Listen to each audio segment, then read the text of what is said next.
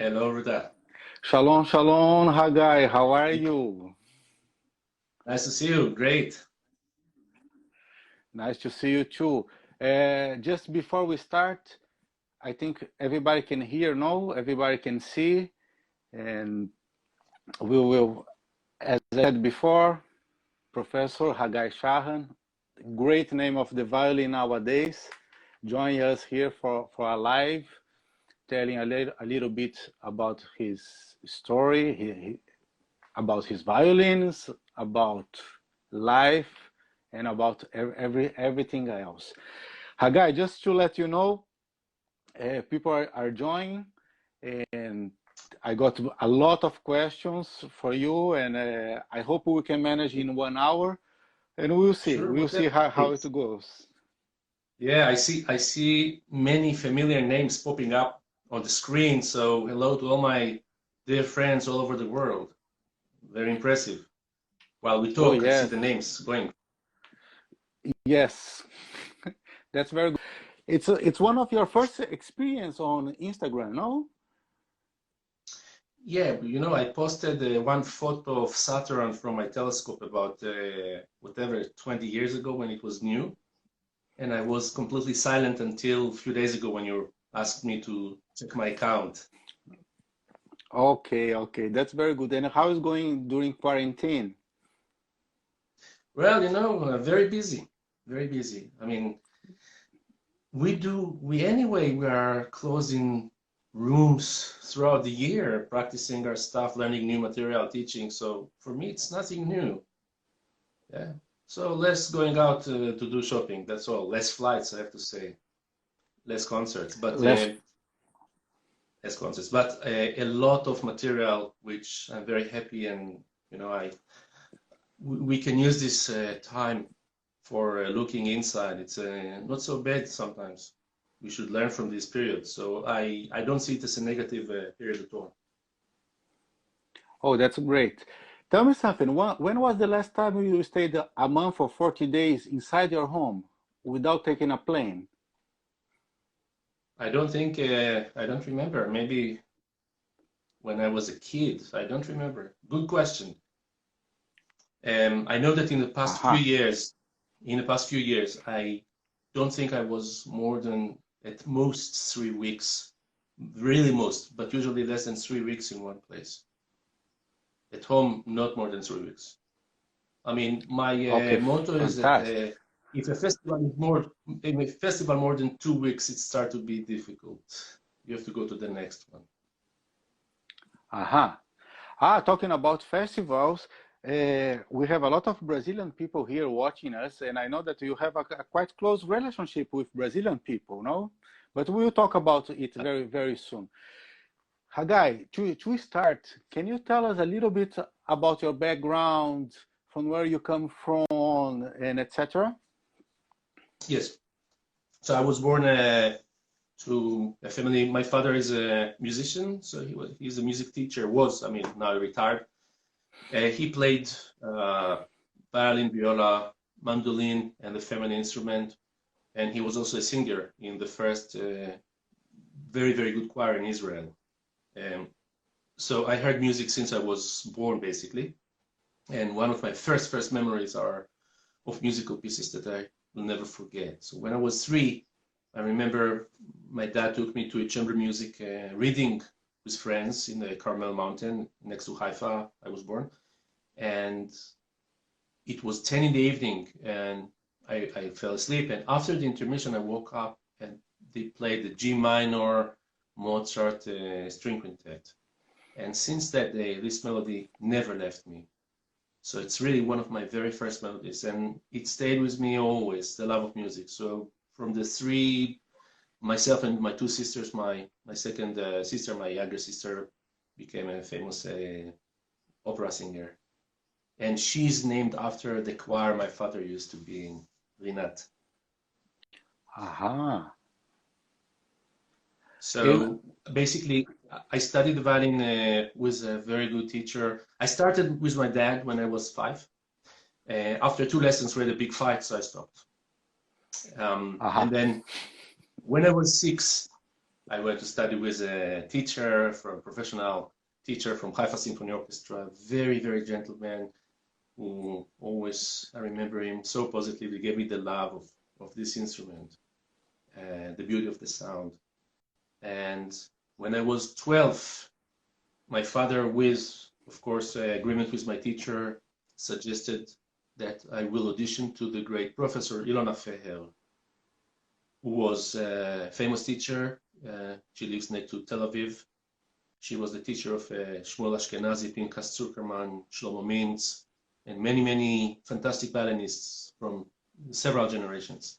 And she was, by that time, old. So I was 12, and I went to audition to her. And luckily, she accepted me, and this changed my course of life. Otherwise, who knows, maybe I wouldn't be a violinist today. So I owe her, and of course, my dad a lot. And also my teacher, my first teacher, who really knew that this is the best for me and agreed to release me. And this is a great example for me, because a lot of those teachers, they have a talented student, they will not want to release their best student to another teacher. Mm-hmm. And he was very humble. So he went with me to the audition. Yes. Oh, this is not very common. No. Actually, it's the opposite, usually. Absolutely. So, we are here 12 years old. Can you tell us a little bit about Ilona Feher? From where she comes from, her background? Yes. Ilona Feher was born in 1901 in Budapest. She studied with the famous professor Hubai, who is considered to be the founder of the Hungarian violin school. Himself, he was a student of Violin, and very close to Violin until his death.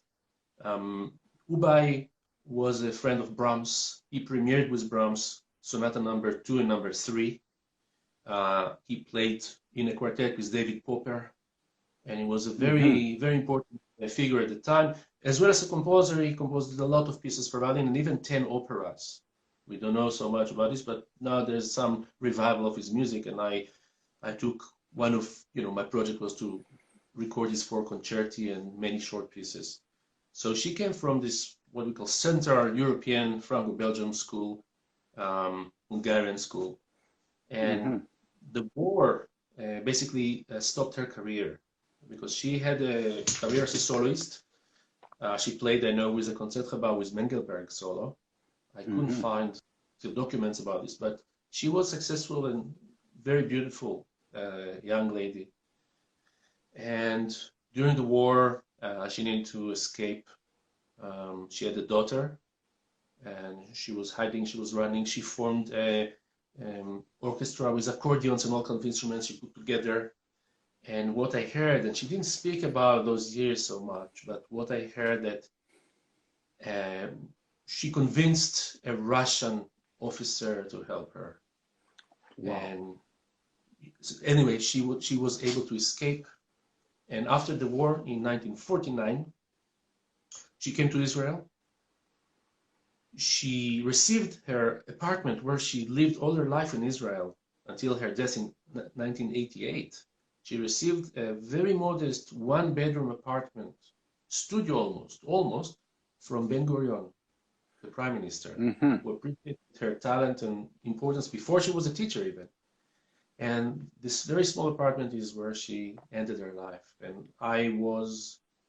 when she passed away, I was her older student. I was 22, almost 21 and a half. And I was lucky to play for her until a few days before she passed away. And Brahms Concerto was my last lesson with her. She was a very, very strong lady, very charismatic. I think that her virtue as a teacher is something that we cannot really copy. In addition to the schooling that she came from and all her knowledge, she had this charismatic personality that really milked us to play our best for her. So every lesson, our main goal, not on every lesson, every time, our main goal was not to disappoint her, to do our absolute maximum. And I think this is her real greatness. So playing for her was difficult, but then playing in concert was easier.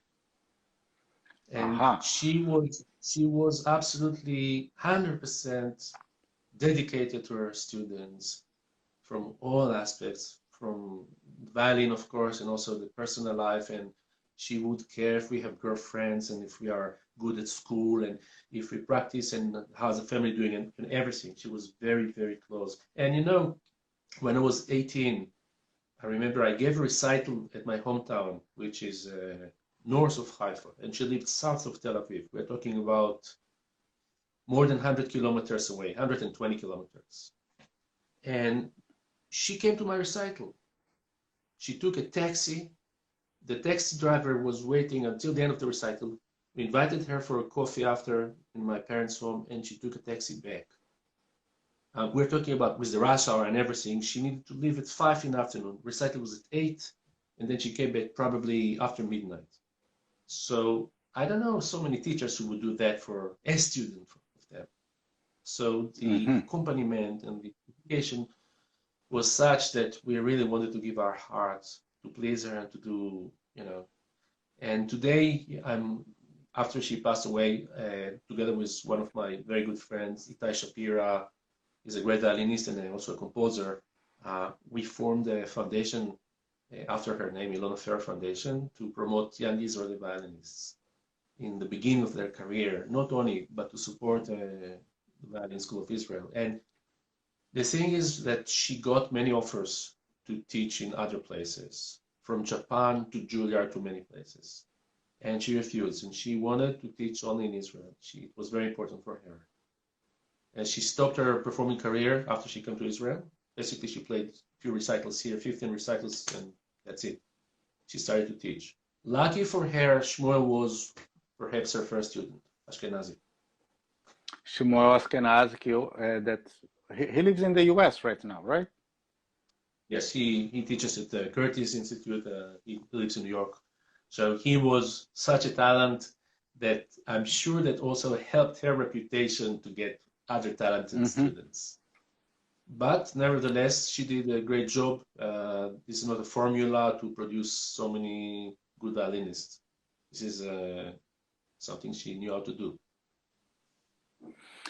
Yes. Well, if we start to name her students, probably we don't end today this live. But can you tell us 3 or 4 so people can search about it and start to connect and to understand? So Hagai Shaham, Itai Shapira, Ashkenazi. Can you give us another few names? Well, Zuckerman and Mintz. And then I can go on.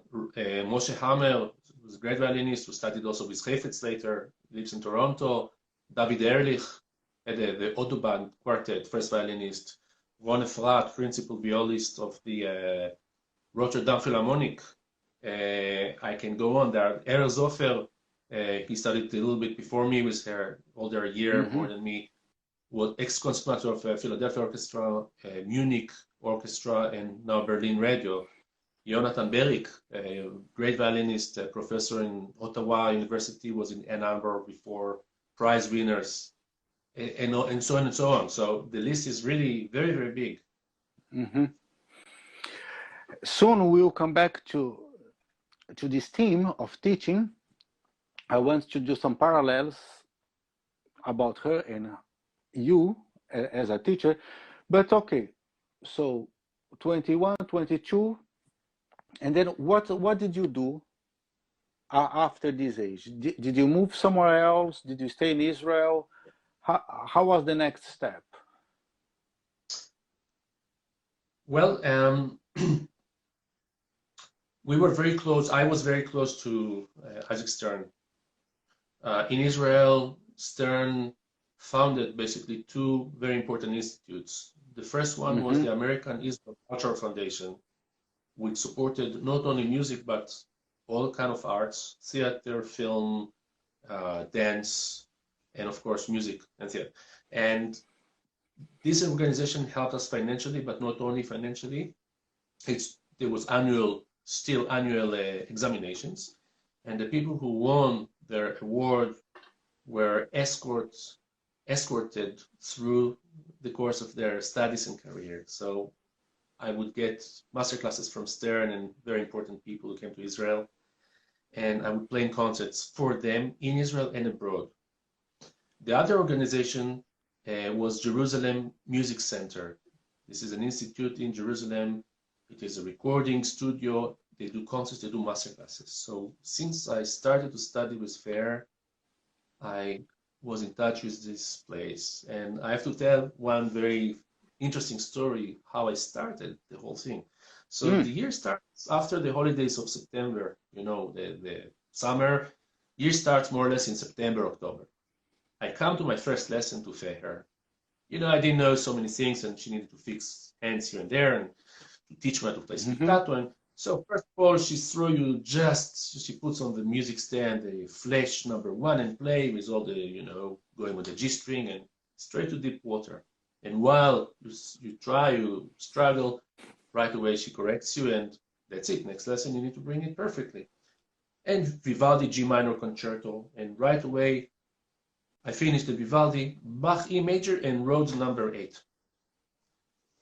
And then she tells me, okay, in 2 months, there is a masterclass of Dorsey DeLay and Isaac Stern in Jerusalem Music Center.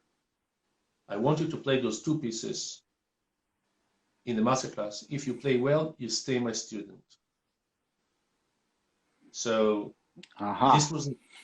this was it. I didn't have any chance, any choice. I needed to play well, not because of Isaac Stern, who knows who, or Dorsey DeLay, I never heard of her, but I wanted to stay there. So I did my best, and I played this masterclass, which I saw the video of this.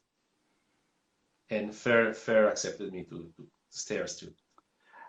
So it was real. It was really a competition between you and yourself. Yes, it is. If you can do that, you play well, you're good enough for me. I didn't care about Stern. I cared about staying her student. So I took a lot of master classes from all kind of great artists in the music center. I Stern many times, of course, Henrik Schering, Amadeus Quartet, Joy Silverstein, pianist, Fleischer, you know, Menachem Pressler. It's a great names. And among those names were Guarneri Quartet, which made very big impression on me. I love the recordings, I love their style. And I had a quartet at the time, a piano quartet with my friends, colleagues, Arnon Erez, pianist, professor at the Tel Aviv Academy, Tzvi Plesser, cellist, he's professor in Jerusalem. And our violist was Yariv Aloni, he is now in Victoria in Canada. At the time we had the piano quartet, we played for the Guarneri, and the Guarneri invited us to study with them at Maryland University. So basically after finishing the army military service, and Fair already died. She died just at the end of my active service of 3 years. I waited for Tzvi Plesser to finish his military service, and then we went together to study with the Guarneri Quartet. We had already concerts also solo and as a quartet, piano quartet. And then after the first year studying with the Guarneri, I attended the Munich competition, ARD competition. And by the way, at that time I already had a management in England, in London. And then of course competition kicked a lot the career. So after in 91, basically, I had 2 years studying with the Guarneri. Me and Arnon left the quartet, fell apart for all kind of reasons, usual reasons. And we moved to London, where the management was, and majority of the concerts, almost all of the concerts were in Europe.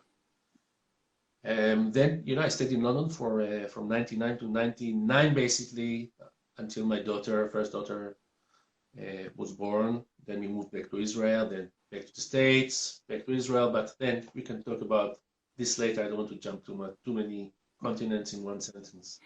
Okay, so I'm sure a lot of people are curious about it. Can you tell us a little bit about competition? how was your process of preparing yourself, choosing repertoire? Why this competition, not the other one? What was your goal? What was your expectations? Can you tell us a little bit about this preparation for competition? Yeah.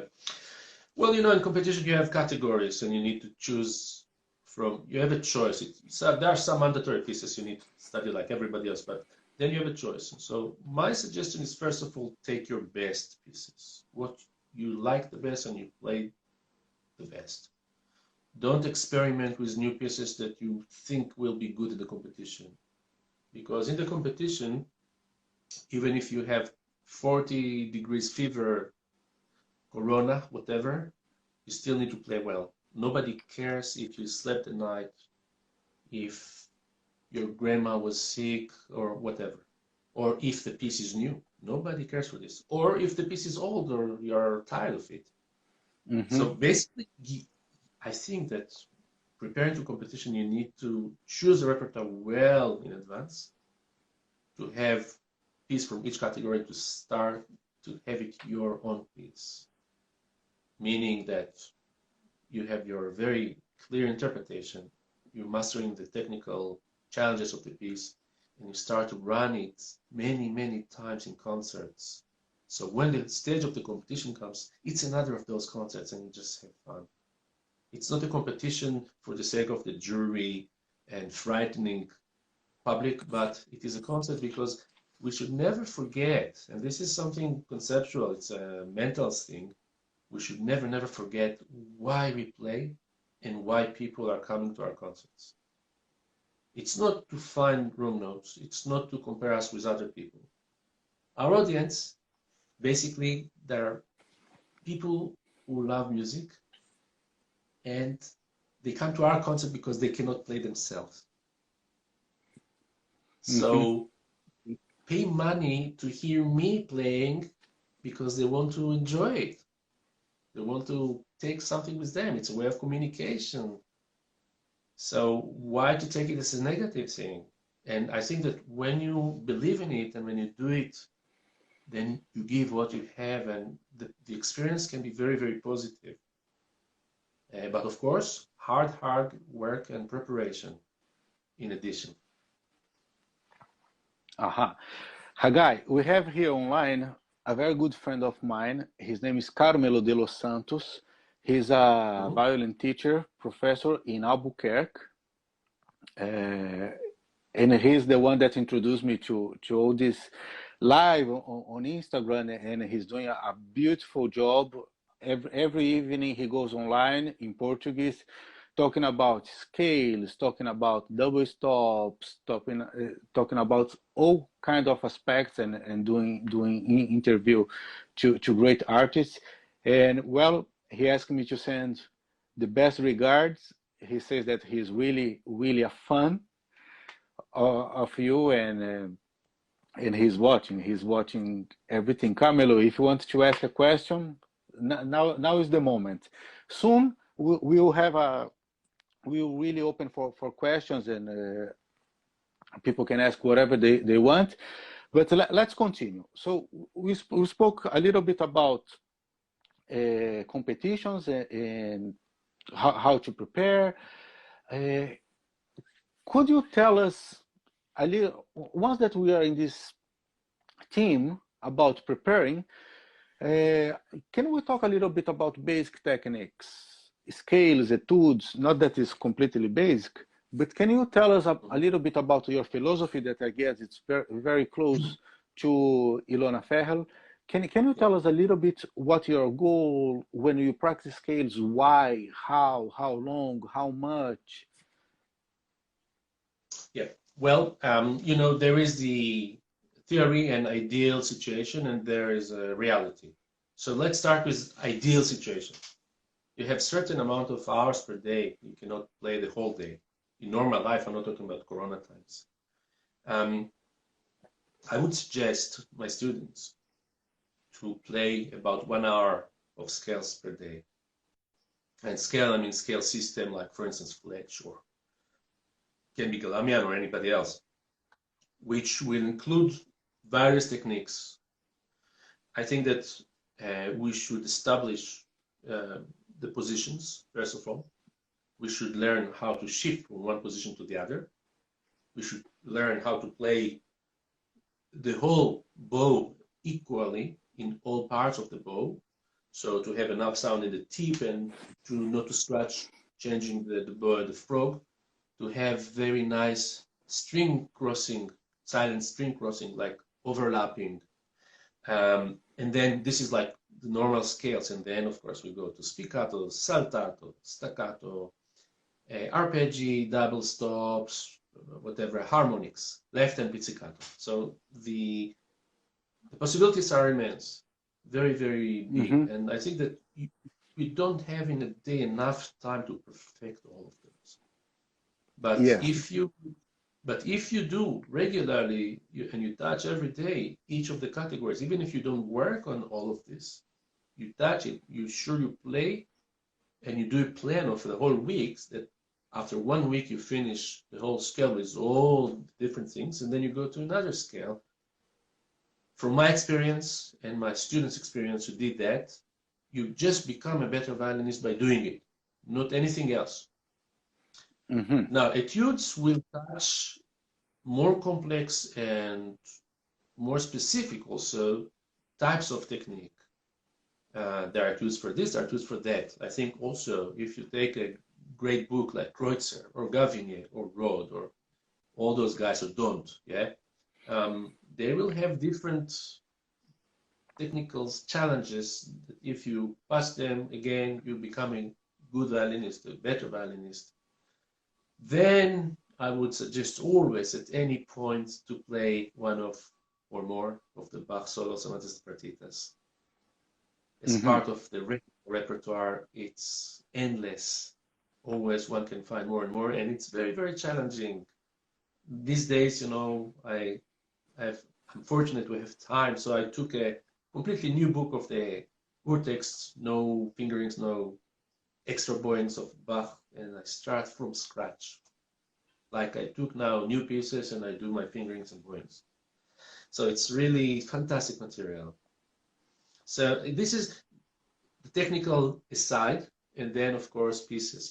Some of my colleagues are believing that scales are not important at all. So very, very respectable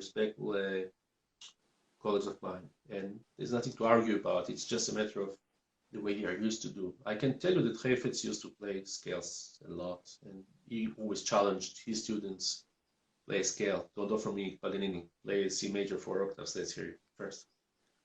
Once I heard Zuckerman in a hotel, he stayed in a hotel, and I heard doing scales a lot. So it helps even to very, very good people. It means that it's not so bad if you do it correctly. Okay. Hagai, I have already two very interesting questions here. And Carmelo, he is my friend. He told me that he saw you playing, probably in Porto Alegre. He's from Porto Alegre, when he was a teenager, and then he was very impressed. So the question is, when was the last time you performed in Brazil? And the second one is a very specific one. The question is if you suggest students with long neck to play with shoulder rest or no shoulder rest. I know that you play without. Can we talk a little bit about that also, please? I remember which pieces I played in Porto Alegre. I don't remember. I cannot tell you exactly which year it was. It was in the 90s. Maybe Paganini one. The one he saw was Paganini one. I was there 3 times. I played their Sibelius Concerto, I played Paganini 1, I played Mendelssohn. Paganini 1, I don't remember if it was late 90s or early 2000. But I was in Brazil many times after. Unfortunately, I did not go after these 3 times to Porto Alegre. In Brazil, they changed the government, so everything is changing, including the secretaries of the orchestra and surely the musical directors. So, yes, one I knew was gone, and the next one I didn't know. So here it goes. Yes. I played with Sao Paulo Osesp. Yes, this was very nice experience. I played 3 concerts with them, and I played several chamber music in festivals in Curitiba and that one. Campos do Jordão. Oh, thank you. Yes, that's right. And some chamber concerts, not related to festivals, also recital in Sao Paulo. I love the country. I love the warmth of the audience and the enthusiasm. So probably my Brazilian connection started from performing there, and then some master classes and some students followed me to Tel Aviv. Oh, yes. Unfortunately, at the moment, I have no Brazilian student. We have to change it. But I'm teaching also in New York in Stony Brook, and next year I'm going to have 2 Brazilian students doing doctoral program. Exactly. Yes, so Yes. the thing that over there it's less easy to make picanha, you know. In Israel, it's pretty. Yeah, I miss those days. we find picanha here. And of course we miss Abner that is also watching here and send thousands of hearts here.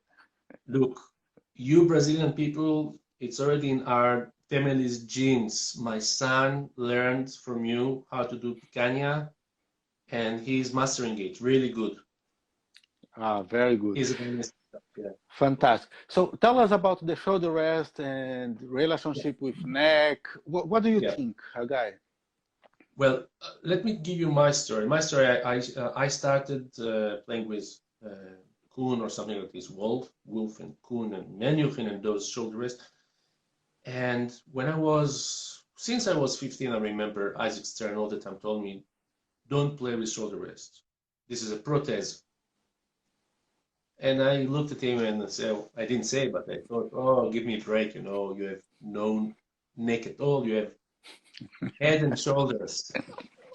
So, you know, it does that and puts a value, zip, it goes up, and that's it. It doesn't need a shoulder rest. So I didn't accept to take example from his remarks.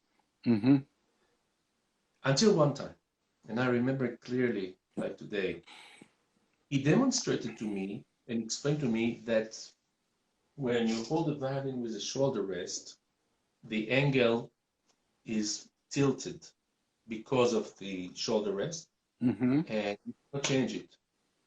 And he played some notes. I mean, I cannot demonstrate it on the phone microphone. And then he said, without the shoulder rest, you can play like this, more flat. And he played the same few notes. And I remember what an impression it made on me. The sound was so beautiful, much more beautiful, because of the overtones that are going that way and not that way. Now, he did tell me that when he plays on the G string, he tilts that a little bit like this, but not on the E string. And he told me, look at all the great violinists who didn't play with shoulder rest. Shoulder rest is a 20th century invention, not in the beginning of the century, later. So I went home and started to, oh, wow, this was impressive. And then on my shoulder rest, I started to build height on that side, so it would be more and more flat. Mm-hmm. But the problem is that we men, we play, you know, in Israel, we play with t-shirt or polo shirt, whatever, short, tricot. Then in concert, you put a jacket. And the jacket has already some shoulder padding. Mm-hmm. And shoulder rest with my extension was so uncomfortable. I could never find, you know, the comfortable way until one summer, which in that summer, I didn't take any concerts. I was 24 at the time. I remember I decided that's it. I'm getting rid of the shoulder rest. And I bought a different chin rest, a little bit higher. And I relearned how to hold the violin, especially looking at a video of Neil Stein. You know, he plays the hardest thing and it goes like this the whole time, you know. So it means that he doesn't hold the violin with the neck and the shoulder at all.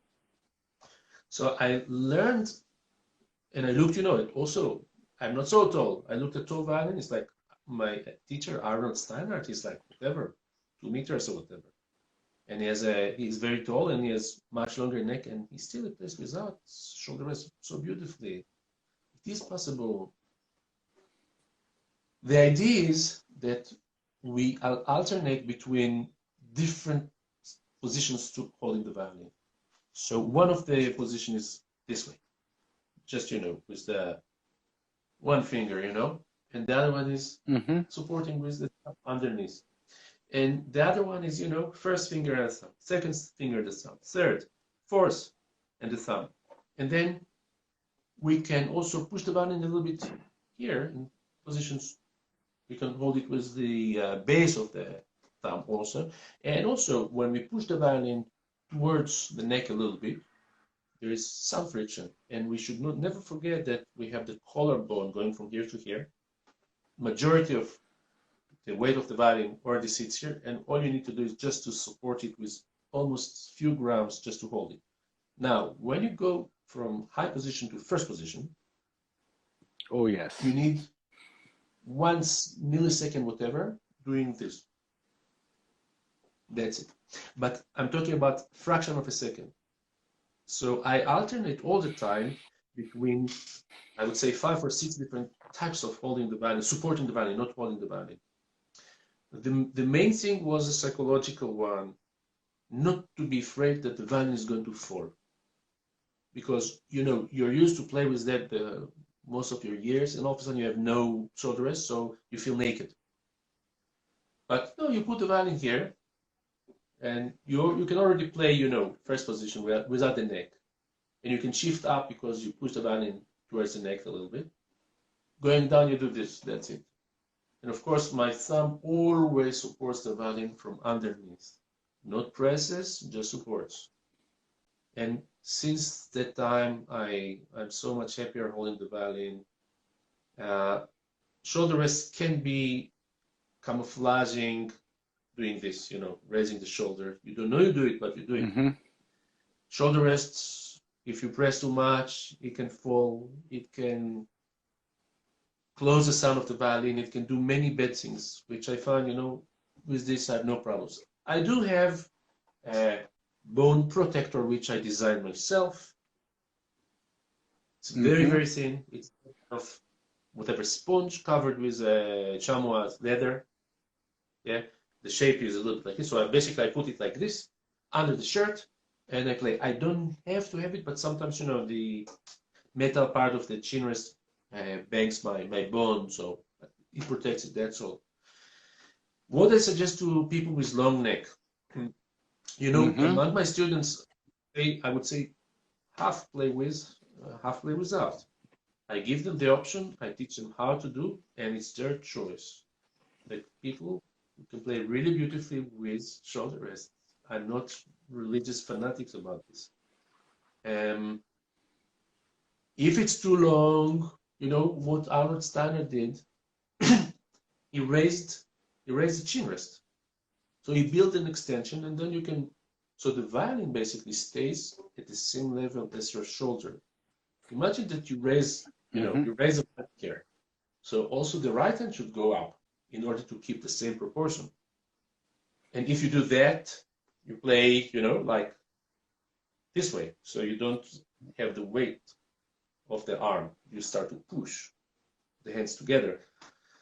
I believe, everything is a matter of balance, how much you go. I prefer to have a higher chin rest and lower shoulder rest, so the violin stays close to the body. It is like an extension of your body or another arm that you have. Yeah, you should feel close to it, like you need to do this.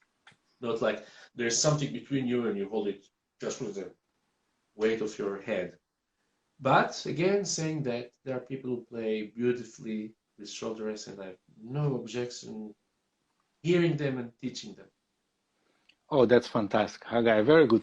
Once that you have your violin already in hand, can you tell us a little bit which violin is this, from where it comes from, how did you get it, and maybe perhaps how to choose a violin?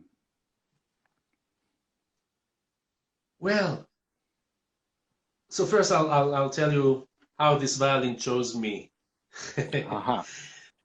And I played many concerts in Israel, and among those concerts, always there was an old Englishman who came, who was himself a violinist, listened to my concerts, and I spoke to him, and it happened to be that His son is a scientist in Beersheba University, a solar energy scientist, who knew very well my parents-in-law. They were friends. So from two different directions, we knew the family. The name of the person was not a professional violinist, the amateur violinist who owned this violin was Sidney Feynman, was an Englishman who came to Israel. Oh, he always spoke his English, never, I don't think he spoke Hebrew. And he himself bought the I violin. understand him. I understand him. He bought the violin in 1943 during the war in London from Hill and Sons for the ridiculous high price of £640. Now imagine during the Blitz time, during this war time, who goes to spend so much money on a violin? It's like the people don't have money with the coronavirus quarantine, and imagine people without money, they go and buy violin. There are priorities: food, housing, medication, whatever, and finally, violins, unfortunately, are the last thing that we need to survive. And he had the violin all this time, and he told me about this. It is Francesco Ruggeri from 1684, Cremona. So here is the scroll of it.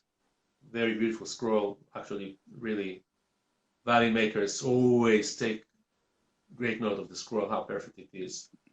And the table is made of one piece. And this is the back, two pieces.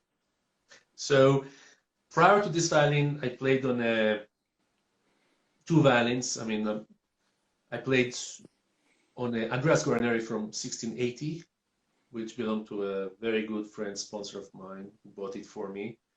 So I upgraded it, 4 years younger violin, newer model. And I think the violin found me. You learn to love what you have. It is already a fantastic violin, great violin. Probably not the best in the world, but no, it belongs to me and I love it. And we do the music together. As Yves Rigitli said, they asked me in this film, "What's your violin?" He says, "No, I'm not. It's not my violin. I'm his violinist." I like this phrase. So that's about this violin. How to find a violin, how to choose a violin. I think one has to go with the heart, because if you don't like the instrument, you don't want to wake up in the morning and open the violin case. I remember my experience when I had a sponsor. I was looking for many months for a violin. I went to London and to Paris and to many places, within a certain budget, of course, yes. I remember that in London, at Charles Beers, which was the most respectable, famous violin shop at the time, I went especially to see one Ruggeri like this.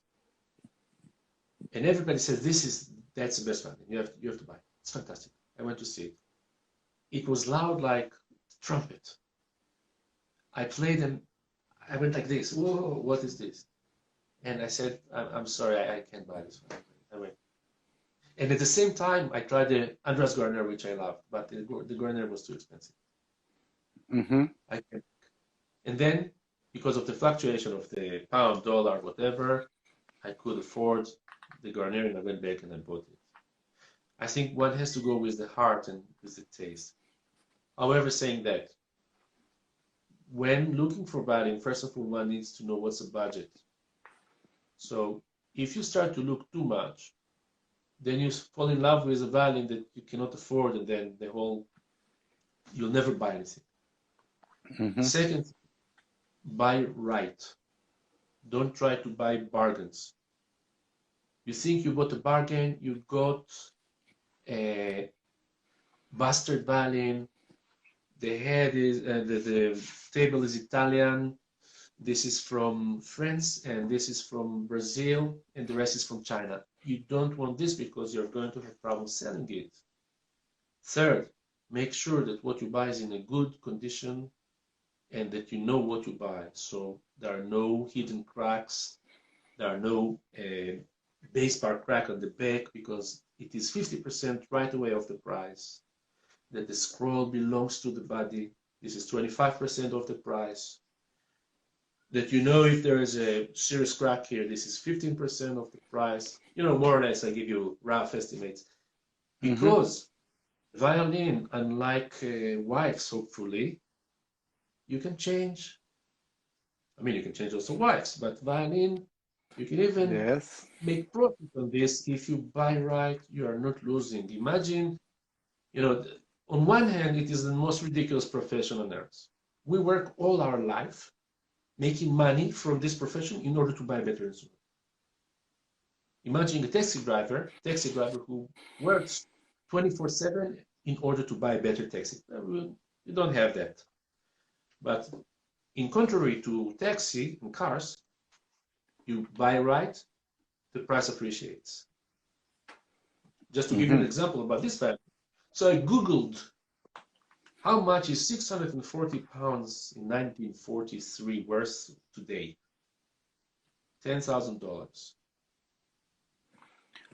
So you buy today 100 of this right away. I'm sure. It's good investment.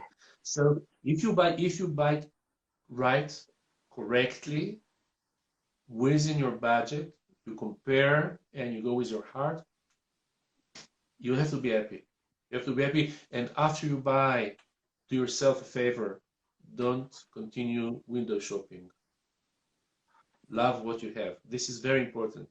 Go with what you have. Fantastic. Did you ever use modern violins? What is your opinion about modern violins? My opinion is very good. I think that talented people are working all over the world in different continents, and I see all the time here and there good makers. I myself don't have so much experience with that. The violins, the youngest violins I bought is from 1949. That's the youngest violin I have. My daughter plays on this. Is a Gaetano Gadda. It's Italian. Then I have some other violins, French, older, 1900, 1875, and then Italian, older than that. So I think they can be very, very good. A lot of them are very healthy. They don't have the problems of old instruments. But of course, old instruments, they have also something nice, that the wood becomes thinner over the years. And this is a natural process. You cannot accelerate it. It's like wine. Yeah. And if today a violin, if you go to buy a modern violin, check especially one thing, that the wood is not too thin. Because when they build it too thin, it can sound great with projection and finesse of the sound and beauty of the sound. But if it's too thin after 5 years or 10 years, it's going to collapse. It's going to be too thin and then no sound anymore, and there's nothing to do. So if you buy a modern instrument, make sure that it's made properly with a good thickness. I'm sure that those violins 300 years ago were much, much heavier than what I'm holding today. This is very light. Great. Okay, we spoke about a little bit about your background, London, competition, scales, instrument. Let's imagine now you have a new piece, Hagai, a new concerto that you never played before, like Tchaikovsky violin concerto. In front of Never you. heard of it. Yes. Who is this? I heard it's someone from Russia, something like that. And you have to perform this concerto in 6 months from now. How would you build a piece, a huge piece, from scratch, from zero? Very good question. I asked the same question many students in various masterclasses, good masterclasses I participated. The first answer was, I go listen to YouTube. This was the first answer. So I asked them, okay, who do you listen on YouTube? And then I got different answers. Majority said the one who comes first in the list. Second, I listened to Oistrakh or Perman or, you know, specific names. And only one person said, you know, I research about the piece and see who is the one that belongs to that tradition or is affiliated with the piece, who maybe studied with the composer or was, you know, his teacher played with the composer, etc. So those are very, very few people who go to there. And I always remember the quote from Bartok, lectures which he gave when he was in the United States at the end of his life. He gave lectures at Harvard University. In one of the lectures, he said, I feel pity for the next generations. This was 1930 something. For next generations who are going to study music with recordings. And he predicted what's happening today, basically. So if you listen to the old guys, they maybe heard the piece in concert, but there were no recordings. When Misha Ehrman played Rono Capicioso, maybe he heard somebody before, but he needed to invent the piece from scratch. So my suggestion, the way I practice, first of all, I read the piece. Tchaikovsky is difficult because before you play it, you already heard it a million times. You are born with the music already. Your parents gave you already the DNA of the piece. But if you talk about a new piece, which are no recordings, that's a different story. But I think every piece you play should be like a new piece. Imagine that you are the first performer who are given the piece by the composer. Let's say like Bartok's second concerto was commissioned by Zoltan Sekei. And his first performance is recorded with the Concertgebouw in Mendelberg, and you can buy the CD today, already so many years later. And still, it's already reference, you know, it's fantastic recording. And it was written very quickly before, and he amended things, and this is great reading of this. So imagine that you are the first to perform Sibelius or Tchaikovsky or Brahms. You are Joachim, and Brahms gives you the score. So number one, have the utmost respect to the composer. Do what it says. Those composers knew how to compose. If they wanted to add a fermata over one note, or sforzato over another note, or they wanted another slur, they would put another slur. So first of all, try to respect, try to understand, try to go to their way of thinking. Why the song?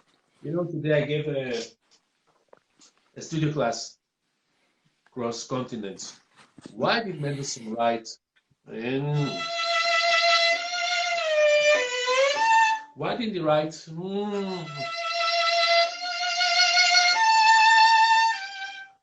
Or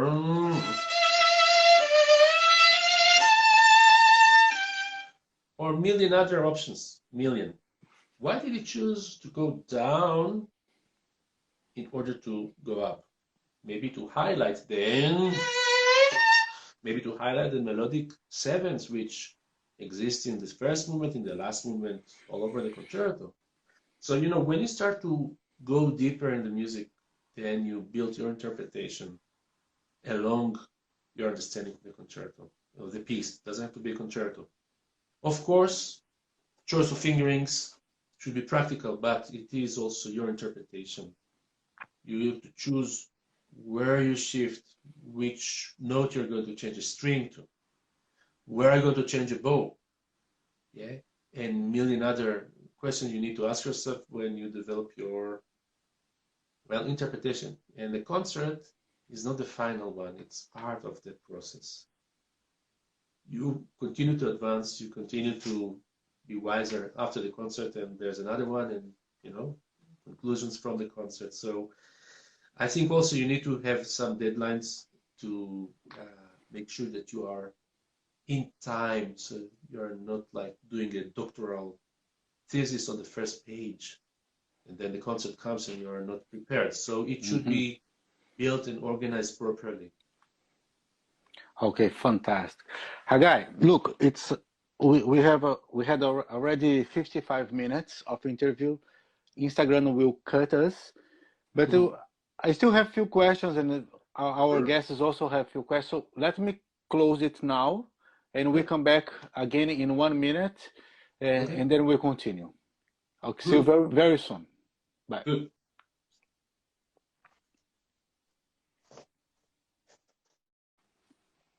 Yes. You see me?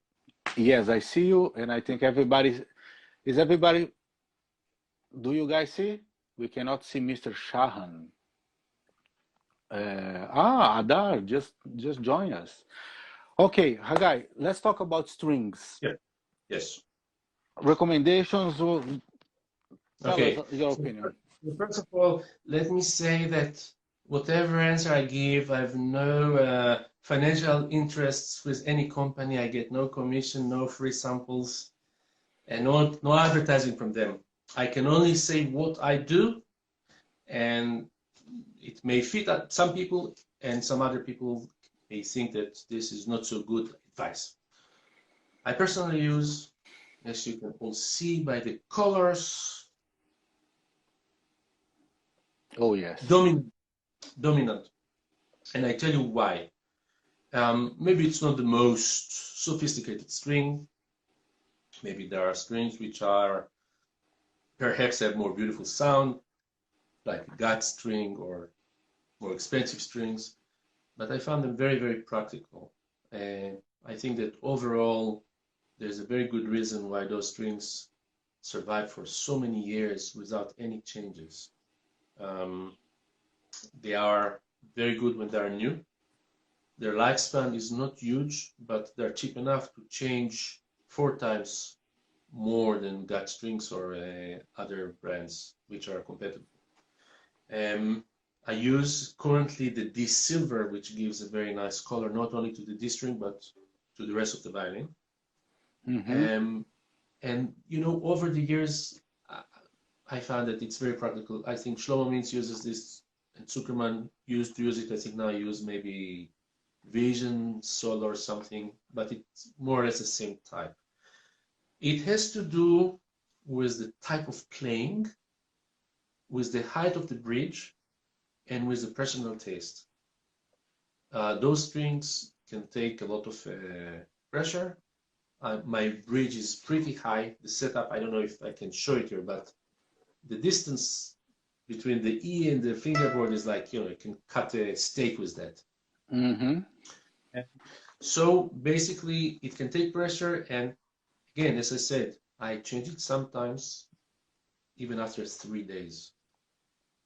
I do record, or I play concert, and then just before the recording, a new set, boom. And they keep the good tuning, hot and cold, humidity stuff, and so no frills, no problems. That's for me, and maybe I'm old-fashioned and I'm not so you know, adventurous in this, but I tested strings for string companies, and at the end of the line, I came back to this. Okay. But please do try and go again with your ears and habits, and I love all of them. I mean, I like strings, basically. Hagai, we already spoke about it many times in life, and we got a question here from a very good violinist from Brazil. Her name is Kika. She's also a producer, and it is a very, very interesting question. She's asking about how to build your as a violinist, your fingerprint. I didn't hear so you. The question from Kika is how to build your own personality, your own brand, fingerprint in your playing, in your career by the end. Okay, these are 2 different questions. How to build your own brand mark in your playing, and then how to build your own brand mark in your career. 2 different things. Exactly. And a very good and very interesting question. Thank you for that. I think that again, for me, very important thing is to be faithful and sincere. I don't think that, well, some people, let's say, hypothetically, that some violinist decides that he is going to dye his hair in purple and green, which goes together, and to have a porcupine hairdressing. And this is the only one in the world that will be purple and green porcupine hair. This is, somebody can brand himself as the porcupine violinist and make a career on that. On the other hand, some other people can, for instance, find niche repertoire that only they play. Let's say for you, you find today a composer that you discovered and you find the music and you put a recording and you promote the recording, and through the recording you promote your concerts. This is to brand your speciality in career. About to brand in personality, I think that it should come from your very, very inner self.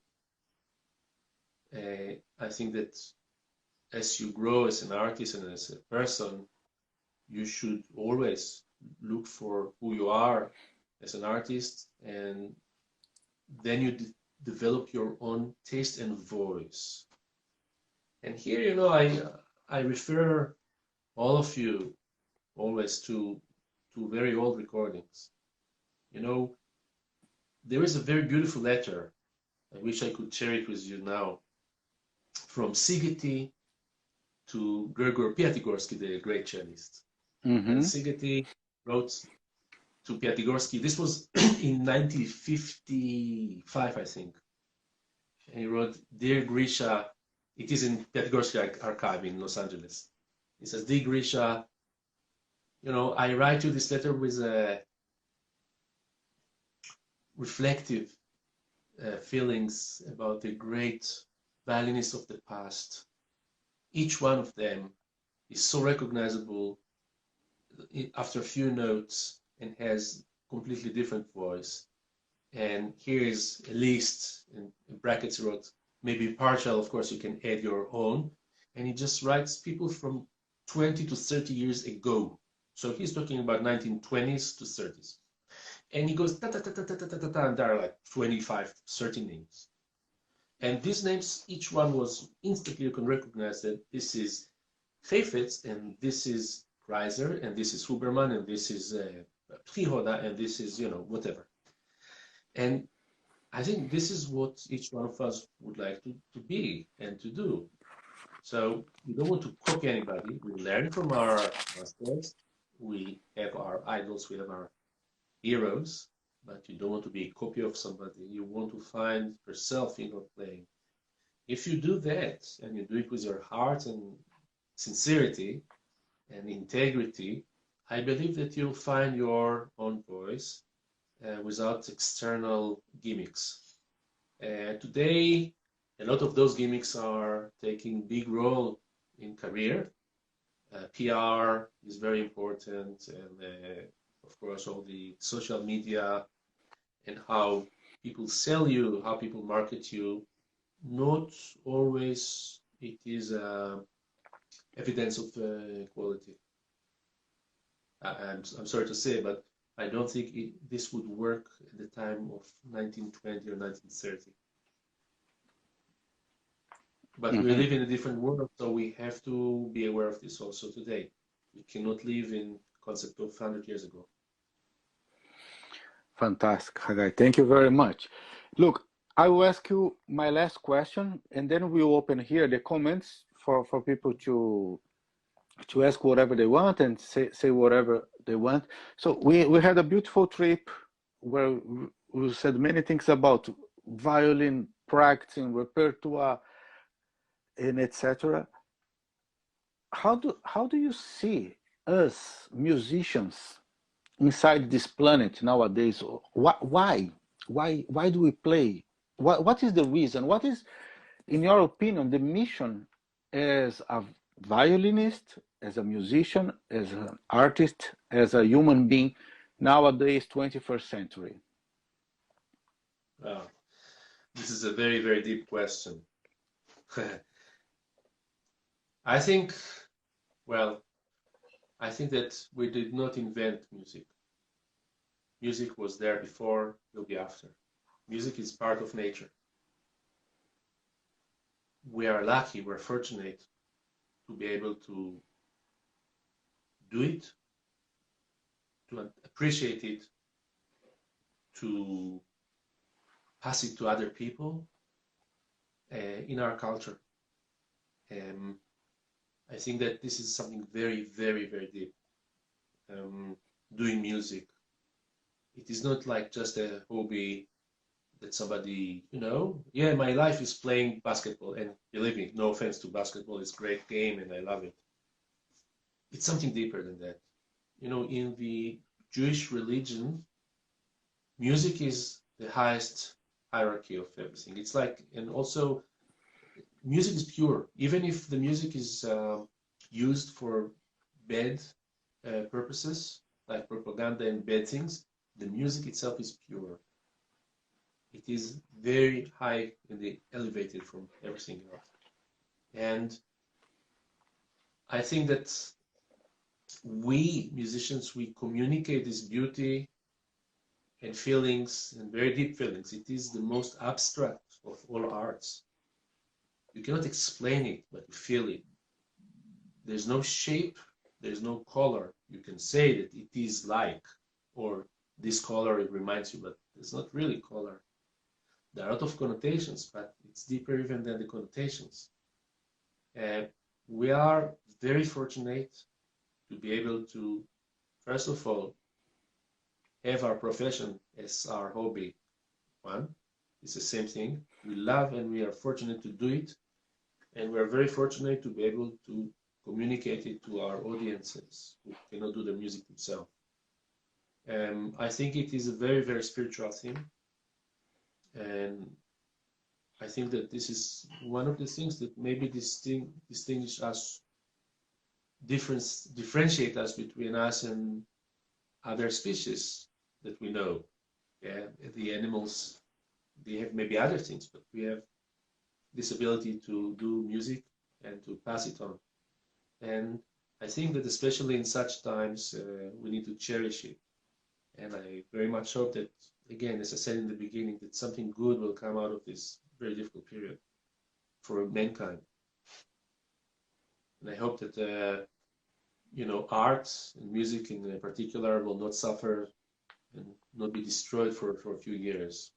I know, I heard today that the Metropolitan, the Met Orchestra in New York stopped paying salaries to their musicians, to the orchestra members. And some people, no salary, they need to leave the city because they need still to pay the rent. So they're not going to pay the rent. They're going back to their parents in other places with their kids and families. So this is a disastrous times for many musicians. But it's I think the other thing about also another side answer to your question, why do we play? It's way after our parents suggested us to take an instrument and to play. We could have chose other professions. I think that each one of us who is a musician was attracted in such a way to music that we feel that we give a lot, we give up other things, but we have to do the music because this is our world, this is our life. And I think that we are all connected to that, all our musicians, all the musicians. It's something that, I don't want to say like drugs, but we have to do it. We feel it's part of our life and it contributes to our spirit. It's very important. Oh, that's very nice, Hagai. Very beautiful. Thank you very much for answering all my questions. I will open now for people to ask whatever they want. But in the meantime, I already got few questions that I will shoot at you and Chick Chack we go over. So there was a very interesting one. How to how to conduct a rehearsal, a chamber music rehearsal, without, you know, the fights. How to keep the good vibe in a string quartet or a piano quartet. Yes, good, very good question. You know, in everything that what you say, you would like the other person to, but finally, to agree with you and to do what you say to him. So if you blame somebody, immediately is going to reject and, you said about me, what about you? And that's it, rehearsal is finished. You would like to Mm-hmm. have coalition. You would like to have coalition. So I'll give you an example. Instead of you have a piano quartet, so you can say to the violist, you know, I like very much the previous time the way you play this, and you demonstrate how he played. He never played like this, but you said you liked the way he played. Wow, that's great. I'll do it again. You say to the violist, sorry about the violist. Yeah, I mean, I didn't mean to put them down, but you say to the you say to the cellist. Let's say the cellist did something you didn't like. You say to the cellist, you know, your idea of doing this, I like very much. He didn't even suggest it, but that's what you felt. You said that you thought you suggested. So he'll make a coalition with you next time. Also, you know, it's a lot about ego. And if you don't know how to say it, don't say it. If you don't know what you want exactly in minimum words, don't bother even. Wait for the important things. It's because if you start to talk and to bother people all the time, that's it. My two Oh my cents. God. I think some conductors should listen to you right now. Uh, Conductors, People, my friends, musicians. yeah, no, this is my phrase. My friends, they know how much I appreciate conductors average, with some exceptions here and there. Great. Another one, fast. Warm up. Any tip for warm up? 5 minutes, 10 minutes, 2 hours, or any tips for warming up? This is very individual. Some people, you know, I had a student, you know, in Petteri Ivonen from Finland. He's a great violinist today. He's a concertmaster of the Bastille Opera in Paris. He didn't need to warm up. He took the violin in the middle of the Finnish winter, minus 25, and played you Paganini 24. So this is a talent. Yeah. Mm-hmm. Some people need to warm up a lot. I think you need to be, you know, sometimes such warm up, you know this, and you do this even without the violin. You keep your hands flexible and warm, of course, and then you do this a little bit before. You don't really need to play a lot of minutes before performance. I think warm up, a lot of it is mentally. Some people believe if I don't warm up half an hour before I play, I can't play the concert, and they can't play the concert. So Mm-hmm. one need to also learn to warm up quicker and to adjust to real life situations. Not always you can. Sometimes you play one piece and short pieces concert of the whole studio, for instance, and from the seat you go and you play. I do that to my students, sorry in advance. Mm-hmm. A Ana está perguntando, Ana is asking you, Hagai, the most important quality a teacher should have. Difficult question. I think that the teacher should be a role model to the student with respecting each personality and this is maybe the important feature, is to want to get rid of the student as fast as possible. But on a positive side, to teach a student all the knowledge, what they can, and to let them go to continue further. So to give them the tools so they will be independent and not to keep them as a property of the teacher. I think that this is very important to give, to be very, how to say, concentrate in the material that you pass to the student so they can go on with their lives. Fantastic. Hagai, a little bit less serious. Hobby, do you have a hobby like taking pictures of planets? Yes, yes. I have 2 telescopes at home.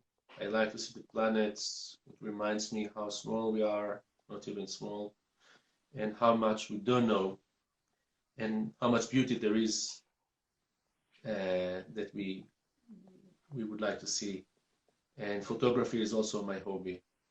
So I've been taking lots of pictures for many years, and yeah, that's what I do in my spare time. I choose my houses and apartments accordingly. Aha. Okay. And And eating things Hagai, also. What is? aha. So favorite food, is it picanha by any chance or? Yeah. Well, don't add salt on wounds. Yes. Yes, one of the yes. I mean, idealistically, I would like to be vegetarian, but if there's a picanha around, I will delay the decision. Okay. Hagai, we will finish. So, but just before we finish, uh, tell us how to find you. If someone wants to come and study with you, or wants to do a course with you, a summer course like HiFits or whatever, tell us a little bit where to find you for these young people that are looking for teachers. Well, I'm on Facebook, and now I'm on Instagram, but I'm not so busy there. But Facebook, I'm more regularly. My Gmail is very simple. It's not hidden. It's hagai.shaham@gmail.com. My profile is open for everybody, so I guess people can find me. I have also 2 university emails, which will be forwarded to my email. One at Tel Aviv University, the other one at Stony Brook University, New York. There are several websites that one can contact me, managers. So the information is available everywhere. And Oh, I usually answer everybody, I have to say. I try to. fantastic. Hagai, thank you very much. I will Pleasure. even open the comments here if someone wants to say goodbye or wants to send more hearts. Anna, Simone, please, hearts. Hagai, thank you very much for your time. Thanks very Thank you, much Ruda. for sharing It was your very knowledge. nice. It was really great. Thank you. Well, hope to see you soon on stage, like really Sure. soon. We'll be in touch. Okay. Okay, Take Lela care all. Tov. Bye. Thank you, Ruda. Bye, bye.